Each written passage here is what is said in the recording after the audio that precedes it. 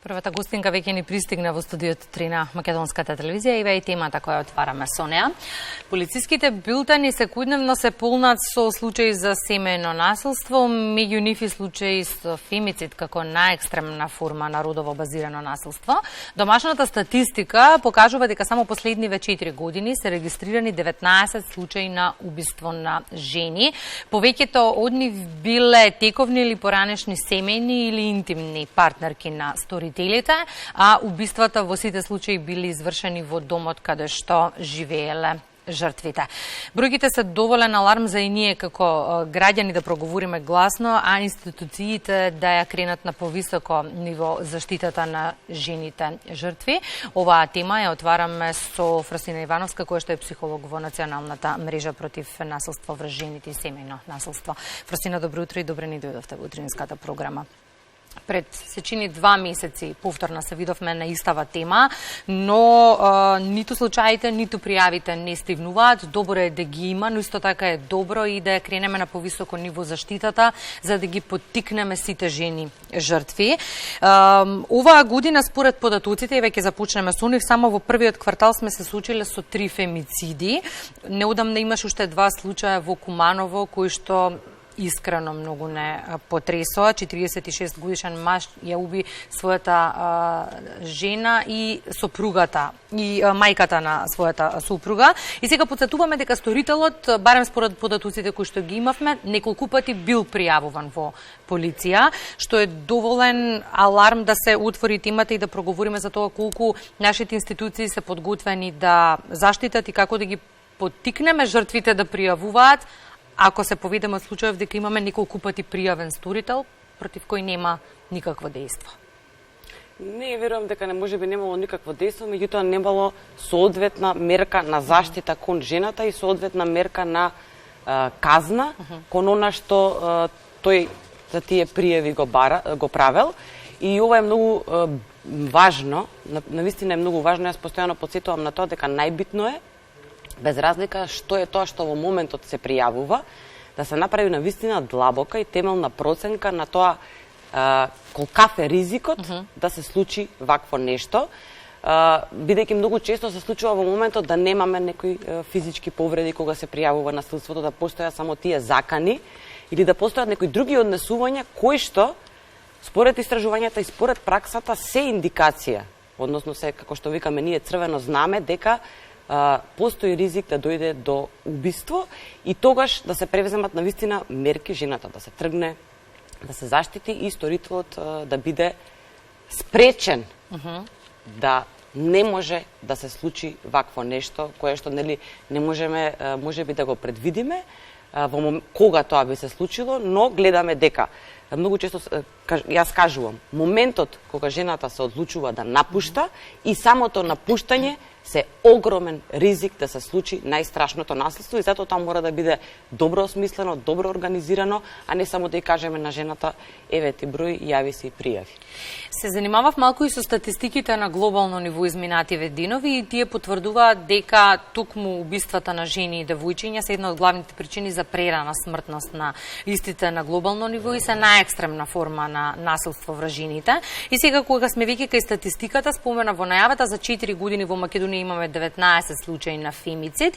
Вашата статистика вели дека во периодот од 2008 до 2020 се извршени најмалку 50 фемициди, што е многу години во кои системот тлеел на оваа тема. Не е дека тлеел, меѓутоа не се уште имам впечаток дека не се сваќа сериозно кои се последиците од оваа појава и дека не се сваќа сериозно дека секоја пријава треба навистина да и се посвети внимание, да се направи соодветна проценка и да се превземат соодветни мерки за заштита кон жената и соодветни мерки за да се казни сторителот. Се уште се благи, да речам, реакциите кон сторителите и кон нивните однесувања, односно тоа се оди со некакви разговори, со предупредувања. Значи, нема порака кон сторителите дека системот наш не толерира насилство кон жена и дека, доколку се случи и ова, веројатно како последици ќе го добијат тоа и тоа. Тогаш како да ги поттикнеме жените да го кренат својот глас за да се заштитат? Не знам дали ги следите социјалните мрежи, во петок очинам излезе едно видео во кое што маж врши семејно насилство над својата жена, го снимаат веројатно соседите и пишуваат одоздола дека да, ќе пријавила во полиција, бил приведен, меѓутоа ќе биде пуштен наскоро како што вообичаено и се случува. И сега како при вакви случаи да ги поттикнеме оние кои што можеби и во моментов не гледаат, па бараат една причина зошто да го кренат својот глас. Значи, многу е важно, ако доколку едната институција не изреагира соодветно или не го препознае убаво насилството со сите негови форми и облици кои што се случува, да се направи обид да се вклучи и друга, или пак самата институција, доколку смета дека во моментот полицијата ова е тоа што можеме да го направиме, но гледаме дека ти е потребна поддршка, ќе те препратиме во Центарот за социјална работа, ќе те препратиме во советувалиште за жени жртви на семејно насилство, за да може жената да не биде само пријава, врати се дома и разочари се. Многу често нели доаѓаат со тој страф дека ако пријавам ќе се оствари најстрашната закана дека ќе ме убие мене или дека ќе ги повреди моите блиски и така натаму. И затоа е многу битно и ние да пристапиме сериозно кога доаѓа некој да пријави и да кажеме да ќе пријавиш, меѓутоа ајде да го испланираме тоа чекор по чекор, за да спречиме да дојде до една ваква појава. Се прави план за безбедност, се гледа, значи, кои се тие закани кои што ги трпи жената, кои се тие ресурси кои што ги има како достапни во моментот и, пак ќе кажам, го правиме тоа на начин да се чувствува безбедна и толку долго за да се намали страмот и да се увери дека не е сама и дека ние заедно ќе ја помогнеме за да го напушти или да излезе. Дека работите се менуваат, додуша со бавно темпо, но се менуваат, доказа и тоа дека Македонија е првата држава во регионот која што го воведе посебното кривично дело фемицид со неодамнишните измени во кривичниот законник од март годинава. Сега останува судството да го спроведе се и во пракса, но и тука сме свесни дека реално бавно се движат работите. Важни се сите сегменти, значи многу е битно да и законската регулатива овозможува поголем репертоар за да судиите можат да действуваат и да казнат на некој начин, меѓутоа како што кажавте и вие, многу е важно тоа да се искористи и да се применува. Ќе биде потребно веројатно некое време и пракса, еден-два случаи да се случат и да се прикаже како е постапено и како се казнети овие сторители, меѓутоа е многу битно и тоа да се нели и тоа и јавноста да го знае, за да се информира дека нели како што ќе информираме дека не сме постапиле добро, да информираме и кога е добро постапено и што се случило со тој сторител. И суштината е генерално да не дојде до фемицидот. Тука превентивните дејства се многу важни. Генерално кога зборуваме секогаш на оваа тема, една алка во системот каска. Што е најважно? Во кој сегмент во моментов е најважно унапредување на поддршката на жртвите на семејно насилство? Во сите алки може да се најде нели каде и што како треба да се унапреди, меѓутоа бидејќи јас работам нели во директната поддршка од рамки на специјализирани сервиси, секогаш го гледам тој аспект и гледам дека во секоја алка, дали е невладни организации со специјализирани сервиси, дали е центрите за социјална работа, дали е полицијата, луѓето кои што ја работат оваа работа, кои што долго ја работат, често се истоштени, често се изфрустрирани, често се сменети, иако, например, се едуцирале, се посветиле на таа проблематика, така да многу е важно, мислам дека конечно да се постигне некоја стабилизација во однос на луѓе кои што го работат тоа, луѓе кои што се едуцираат за тоа и остануваат на таа проблематика и да имаат навистина репертоар на ресурси со кои што располагаат, затоа што ако немате каде да препратите или ако таму кај што препраќате е толку ограничен бројот на луѓето кои што можат да се обслужат, нема да дадеме квалитетна услуга. Значи, тоа е главното според мене професионалците, бидејќи ние сме главната алатка за работа. Впечатокот мој, коригирајте ме ако грешам, дека од пред 4-5 години кога првпат се сретнавме до сега многу повеќе се пишува, многу повеќе јавно се зборува на оваа тема и тоа е добро за да се менуваат нештата. Но колку треба да бидеме внимателни, ова прашање се однесува на мене и моите колеги новинари. Колку треба да бидеме внимателни при известувањето на случаи за семејно насилство. Ова е сензитивна тема во која што секој збор е соодветна порака. вие сте многу важни за да навистина покажеме дека тоа не е нешто што се случува ретко, дека тоа не е некоја изолирана појава, него навистина се случува и дека е навистина сериозно. Меѓутоа, начинот на кој што ќе се долови е многу значаен и многу е важно, ја секогаш кога разговараме, која е целта? Значи, со која цел ја пренесувате таа информација? Сакате да покажете дека системот не функционира, сакате да покажете дека нешто е добро постапено, сакате да ја подигнете свеста и за некој нов облик на насилство за кој што можеби не се зборува. Мислам дека многу е важно да се внимава и во она што се пренесува да се запази целта заради која што информирате, а не само да сензационалистички да се информира дека се случило убиство и се случило потоа самоубиство. Нема ефект. Не сакаме да бидеме сватени погрешно. Во минатиот разговор во Македонија наутро добив една порака од приватна на социјалните мрежи, од сопруг кој што ме праша што е со мажите на оваа тема и ние сме засегнати, апсолутно се засегнати. Почесто статистиката вели дека жените се во поголема мера жртви на семејно насилство, меѓутоа апсолутно ги има и мажите во целата оваа приказна, имаат можност и тие да се заштитат. Секој има можност да се заштити доколку се случува некаков облик на насилство и доколку е изложен, не мора само на физичко, дали е психолошко, дали е економско, дали е сексуално насилство, да пријави и да побара заштита. Нема мажи кои што трпеле интимен терор, какви што трпеле жени, барем во мојата пракса, 15 години, меѓутоа има различни динамики на односи во семејствата и секое насилство кое се случува, секако треба да се спречи и да се поддржи оној кој што го доживува. Како, некаде за крај на разговорот, имаме и вклучување од Министерството за внатрешни работи на оваа тема, како да ги заштитиме децата?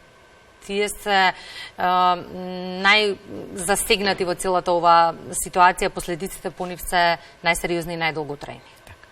Многу е важно да се прекине насилството кон нив, затоа што многу често се случува да се пријави насилство, децата да се упатат на некаква советувалишна услуга, меѓутоа насилството некако во позадина се уште се случува и тешко е да се работи на надминување на траума или на воспоставување на некои нови релации, на нови сегменти кај детето да се унапреди состојбата ако насилството се уште продолжува. Затоа велам, кога се пријавува насилство врз деца или индиректни кога се жртви, насилството пред мора да прекине, да ги заштитиме и потоа да се работи со нив и многу битно да се работи со родителите.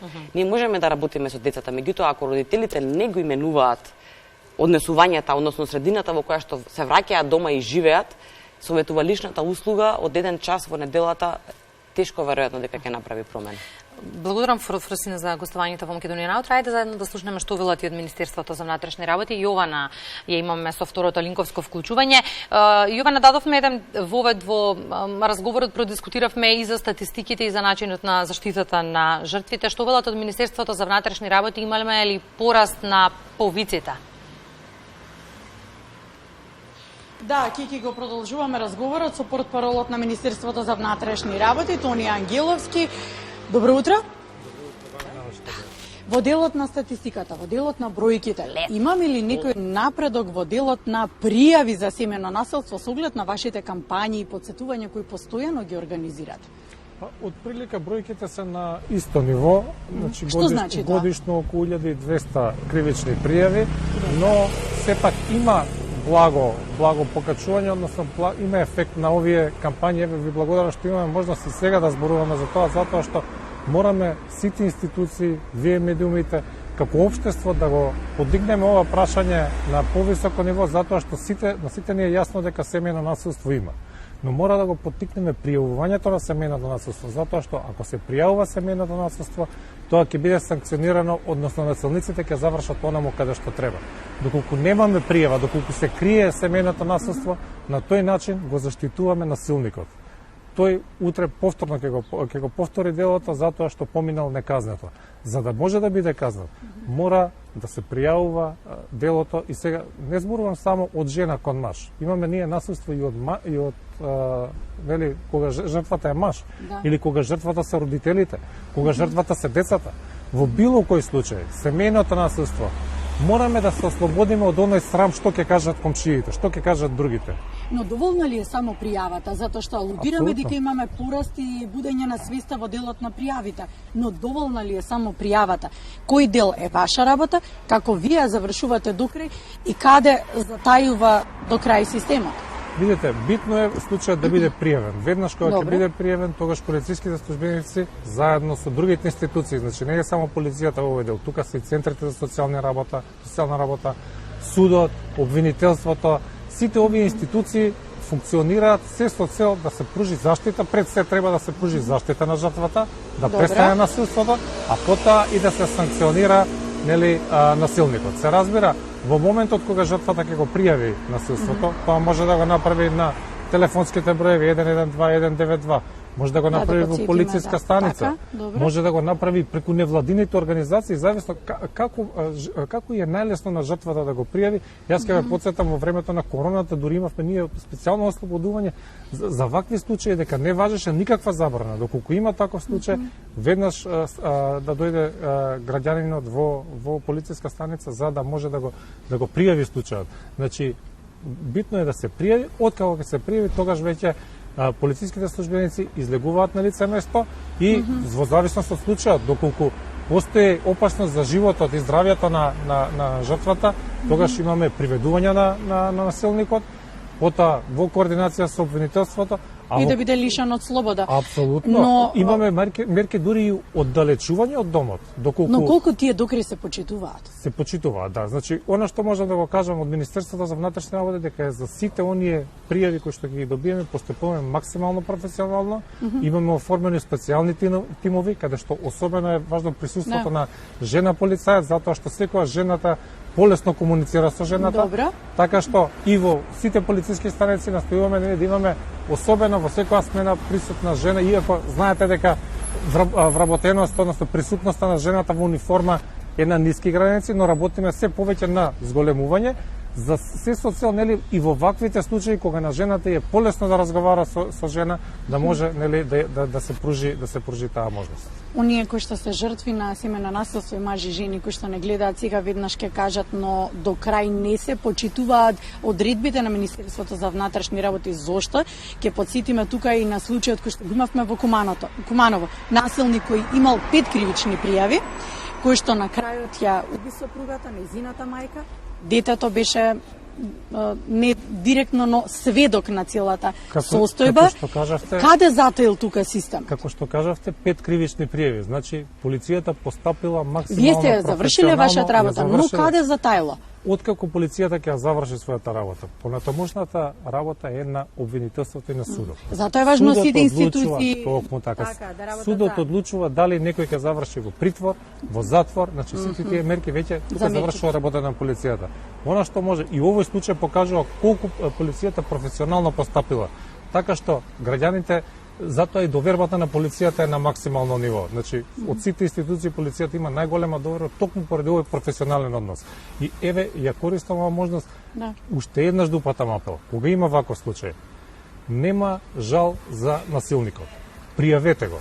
Пријавете го затоа што доколку сега направил мал прекршок, утре може да направи поголем. Го кажувате во контекст на тоа дека доста и се повлекуваат пријавите. За жал имаме случаи кога ќе добиеме пријава и после неколку дена жртвата се повлекува. Тие се многу лоши ситуации затоа што на тој начин фактички му овозможувате на насилникот да остане неказнен.